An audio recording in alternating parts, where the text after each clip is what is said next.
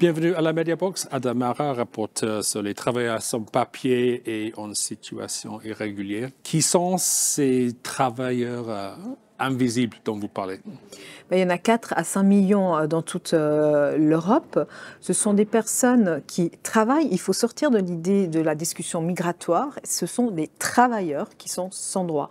C'est des personnes qui, par exemple, changent de permis temporaire échu et qui restent. C'est des gens qui, avec un visa, après la fin du visa, restent, etc. Il y a plusieurs situations, mais ce sont des personnes qui sont là depuis des années. Nous avons parfois des deuxièmes générations de sans-papiers et qui sont potentiellement exploitables, et c'est ce qui sont malheureusement trop souvent.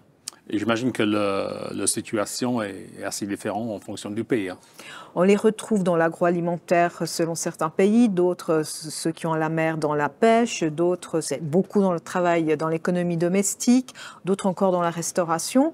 Donc c'est principalement ces domaines-là. Maintenant, avec les services en ligne aussi, les plateformes en ligne, c'est aussi une nouvelle niche, malheureusement, de mauvaises conditions de travail, mais aussi de logement, etc.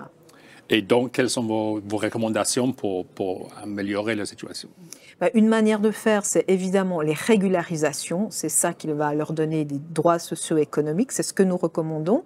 Et puis aussi, évidemment, quelque chose de très important en attendant, l'accès à la justice. C'est des gens qui ne vont pas défendre leurs droits car ils ont peur d'être expulsés. Donc, il faut des recommandations pour que la justice leur soit permise. Par exemple, en ne croisant pas les données avec les services de la migration.